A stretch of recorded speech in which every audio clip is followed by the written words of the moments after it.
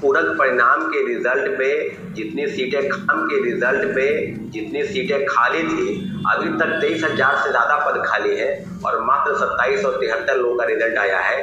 तो कहीं ना कहीं ये मुझे लगता है कि बीपीएससी और शिक्षा विभाग की तरफ से एक खाना पूर्ति है। जस्ट लाइक आप समझ सकते हैं कि एक समुद्र में एक बूंद जैसा ये प्रतीत हो रहा है। इसलिए हम लोग प्रयास कर रहे हैं कि पूरक परिणाम जारी हो। इसी के करीब आगे बढ़ते हुए लगातार आंदोलन जारी है और गर्दनीबाग धरना स्थल पर जो भी साथी बैठे हैं सभी लोग शिक्षक अभ्यर्थियों से आग्रह है कि धरना स्थल पर मौजूद हो, अपनी मांगों को तेज करें। और दूसरी महत्वपूर्ण बात है कि 5 जनवरी के दिन पूरक परिणाम को लेकर जो पिटिशनर बन रहे हैं, जो साथी मेरी बातों को सुन रहे हैं, बिल्कुल ध्यान से सुने, क्योंकि बार बार बैठक नहीं होगी।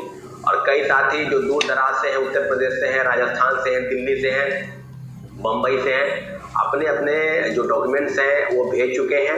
और कई साथी हैं, हम कहते हैं, उनका कहना है कि हम बैठक में आकर ही अपना डॉक्यूमेंट सबमिट करेंगे। तो उम्मीद करते हैं कि 5 जनवरी के दिन जितने भी शिक्षक अभ्यर्थी मेरी बातों को सुन रहे हैं, बिल्कुल गौर से सुने। 5 जनवरी 2024 गांधी मूर्ति, गांधी मैदान के पास आपको 10:30 से 11 बजे तक सभी को आ जाना है और फिर हम सबका डॉक्यूमेंट के वेरिफिकेशन करते हुए आगे जो डॉक्यूमेंट सबमिट करेंगे। और कोर्स के संबंध में जो भी पूरक परिणाम जारी होने चाहिए, जहां तक ये बात पीआरटी का है, तो मात्र अभी पीआरटी में 12-13 हजार पोस्ट खाली है और ओवरऑल कही जाए तो 23,000 से ज्यादा पद खाली है। तो सारी चीजों पर आपको हमने अवगत कराया है कि 5 जनवरी के दिन सबको आना है। अब सेकेंड फेज के बहाली को लेकर भी कई सवाल खड़े हो रहे हैं कि क्या सेकेंड फेज के बहाली में पूरक परिणाम जारी होंगे, नहीं होंगे। तो उसको लेकर जो भी अगर आपके मन में सवाल है, कोई डाउट है, तो बीपीएससी ने आज पोर्टल खोल दिया है। 3 तारीख से लेकर 13 तारीख तक आप बीपीएससी के साइट पर जाएंगे और अपनी समस्या को लेकर, यानी कि जो आपके ग्रीवांसेस है उसको लेकर आप निश्चित रूप से उसके पोर्टल पर जाकर और सबमिट करेंगे, आप एफिडेविट के साथ सबमिट करेंगे। तो उम्मीद करते हैं कि बीपीएससी इन सारी समस्या को सुनेगी। हम लोग की जो भी डिमांड रही है कि 1 कैंडिडेट 1 रिजल्ट, इन सब डिमांडों पर बीपीएससी ने स्पष्ट कहा है कि अगर मेरिट वाले तीनों में आते हैं या चारों में आ जाते हैं तो उनको चारों जगह पर हम रिजल्ट देंगे। लेकिन हम लोग की बातें बिल्कुल सही साबित हुई कि एक कैंडिडेट को एक ही जगह ज्वाइनिंग आप कराएं, डॉक्यूमेंट का वेरिफिकेशन आप एक ही जगह करें।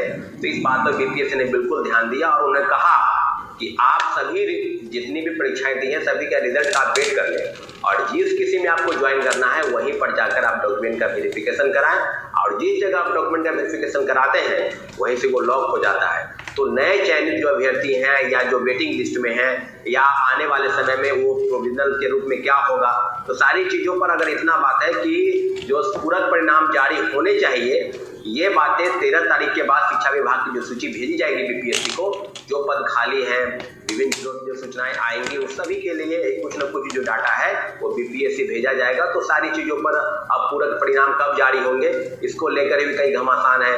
हिंदी की भाषा की अनिवार्यता समाप्त कर दी गई, तो हिंदी की भाषा को लेकर काफी सवाल है कि अगर आपको समाप्ति करना था तो आप परीक्षा शुरू होने के पहले कर देते।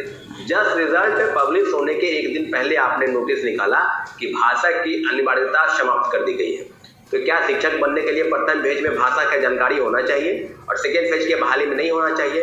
ये कहीं ना कहीं बीपीएससी अपना जो गलती है शिक्षा विभाग की तरफ से और बीपीएससी की जो गलती हुई, उर्दू के जगह पर हिंदी के प्रश्न पत्र, अंग्रेजी की जगह पर हिंदी के प्रश्न पत्र, तो अपना पाप, अपनी जो गलती है उसको ढकने के लिए उन्होंने हिंदी भाषा को लेकर या जो भाषा की पेपर की अनिवार्यता है उसको समाप्त किया गया।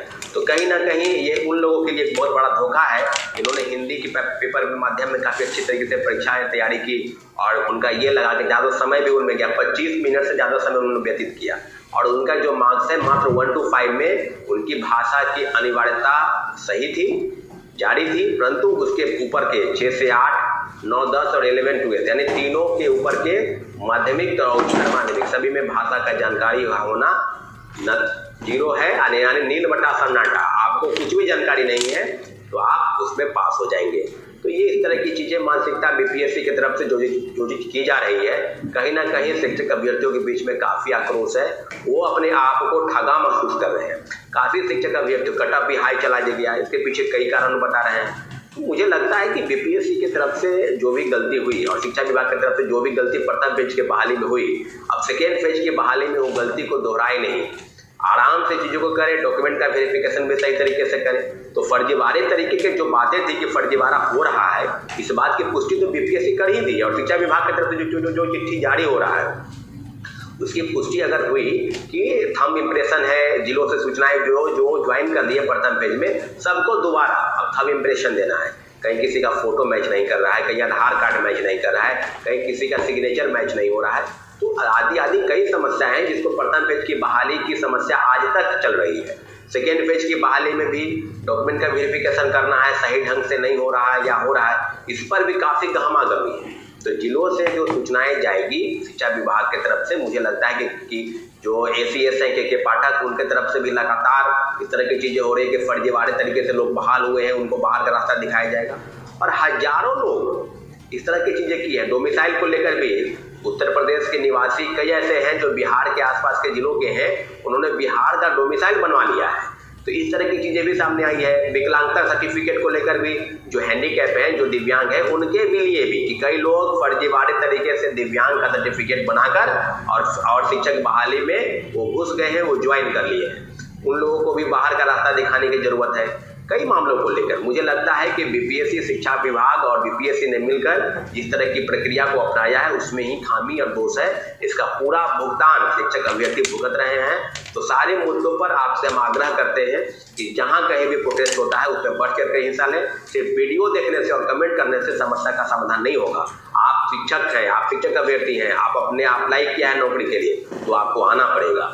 इसलिए अभी जो बैठक, अभी जो गर्दनी बाग में धरना प्रदर्शन चल रहा है उसमें भी आए। और 5 जनवरी को मेरी बातों को ध्यान से सुनिए, 5 जनवरी के दिन किसी को भी पिटिशनर बनना है प्रथम पेज की बहाली में भी, चाहे वो डेट ऑफ बर्थ से छूट गए हैं, कोई 1 महीना, कोई 10 दिन, कोई 20 दिन, कोई 2 साल, कोई 1 साल, जितने भी हैं, खासकर वो लोग जिनकी उम्र सीमा समाप्त हो गई है, अगली वैकेंसी में बैठने के लिए वो एलिजिबल नहीं है, तो उन लोगों से भी विशेष आग्रह है कि आप 5 जनवरी के दिन गांधी मैदान, गांधी मूर्ति के पास आइए और अपनी समस्या, अपने डॉक्यूमेंट लेकर, आधार कार्ड, एडमिट कार्ड, TRD1 का score card, CTET, DLED, AII, STET का सर्टिफिकेट, इन सब डॉक्यूमेंट के साथ आप वहाँ मौजूद होइए। और निश्चित रूप से प्रथम पेज की बहाली पर हम जल्द ही जल्द कोर्ट में केस फाइल करने जा रहे हैं। दूसरे फेज की बहाली की समस्या अगर आती है, कई लोगों का कहना है कि सेकेंड फेज में भी काफ़ी चीज़ें होंगी, तो अभी पूरक परिणाम जारी होने में अभी विलम्ब है। उसके लिए आपको अभी 13 तारीख के बाद शिक्षा विभाग नोटिस भेजेगी बीपीएससी को कि कितने पद खाली हुए, कितने पद भरे गए। तो सब चीज़ों पर 1,20,000 से ज़्यादा लोगों की बहाली करनी है सेकेंड फेज की बहाली में भी, तो सभी पर पूरक परिणाम जारी हो। कितने लोगों का आपने ज्वाइनिंग कराया है, अभी तक 92-93 हज़ार लोगों की सूची वो बता रहे हैं। तो ये बातें आगे तक जाएगी, तो निश्चित रूप से हम लोग को इंतजार करना है। और जो चीज़ें बीपीएससी और शिक्षा विभाग की तरफ से जो भी चीज़ें गलती, सभी शिक्षक अभ्यर्थियों से हम आग्रह करते हैं कि मेरी बातों पर आप बिल्कुल गौर करें, क्योंकि हम जो अगर आपके साथ जुड़े हैं और आप मेरे साथ जुड़े हैं, तो आपके जुड़ने का माध्यम यूट्यूब है। तो आप यूट्यूब पर सब्सक्राइब अगर नहीं करते हैं तो हम आपसे जुड़ नहीं पाएंगे और आपकी समस्या हम तक नहीं पहुंच पाएगी। इसलिए जितने भी साथी मेरी बातों को सुन रहे हैं या देख रहे हैं, प्लीज़ सब्सक्राइब करें मेरे चैनल को। और फिर आगे की बातें, सिर्फ चैनल को सब्सक्राइब नहीं करने की बात है, जो धरातल पर जो आंदोलन होते हैं, जो प्रोटेस्ट होते हैं, उस सभी में बढ़ चढ़ कर हिस्सा लेना है, क्योंकि आपकी मांग हमारी मांग। और नए साल में एक नई ऊर्जा के साथ हम लोगों को आगे लड़ना है। और जितनी भी खामी बीपीएससी और शिक्षा विभाग से होगी, उस सभी पर एकजुट होकर उसका विरोध करना है। इतना जरूर है कि हम लोगों की कई मांगों को सरकार ने सुना है और कई मांगे पूरक परिणाम को लेकर भी बातें हुई, तो 2773 रिजल्ट ही दिया गया। तो इस सारी मुद्दों पर हम लोग कोर्ट में केस फाइल करेंगे। इतना जरूर है कि शिक्षक अभ्यर्थी की अपनी बात पर हम अडिग हैं। और निश्चित रूप से हम 5 जनवरी के दिन एक बैठक जो बुलाए हैं उसमें सभी को आना है, खासकर डॉक्यूमेंट लेकर। ये बैठक है, बैठक के माध्यम से हम डॉक्यूमेंट का वेरिफिकेशन करेंगे, डॉक्यूमेंट सबमिट करेंगे और कोर्ट संबंधी जो भी चीज़ें होगी आपके साथ हम बातचीत करेंगे। ठीक है साथियों, जय हिंद, जय भारत। बीपीएससी शिक्षक अभ्यर्थियों के लिए एक बड़ी राहत फिर से देखने को मिल सकती है, क्योंकि बीपीएससी एक बड़ी खुशखबरी अब देने जा रही है। लगातार सौरभ सर जो हैं हमारे सहयोग में जुड़े हुए हैं और उनका स्पष्ट रूप से कहना है कि भाई एक कैंडिडेट एक ही रिजल्ट हो, सीटें खाली रहेंगी तो उन अभ्यर्थियों को मौका मिलेगा जो 1 या 2 नंबर से रुक गए हैं। तो जल्द से जल्द बड़ी खुशखबरी आप सभी को मिलने वाली है, क्योंकि बीपीएससी जो है एक बड़ी खुशखबरी जो है आप सभी को देने वाला है। तो बिग ब्रेकिंग न्यूज़ जल्द से जल्द आने वाली है दोस्तों। मैं आपको बता दूं यहाँ पे स्पष्ट रूप से आपको बड़ी खबर जो है वो मिलेगी अब, और सप्लीमेंट्री रिजल्ट पर कुछ अच्छा फैसला जो है वो आ सकता है। तो धैर्य बना के रखिए, जल्द से जल्द जो है आपका सप्लीमेंट्री रिज़ल्ट आपके पास होगा। तो दोस्तों इस वीडियो में इतना ही, पसंद आए तो शेयर कीजिएगा और दोस्तों को अधिक से अधिक शेयर कीजिएगा। धन्यवाद दोस्तों, जय हिंद जय भारत।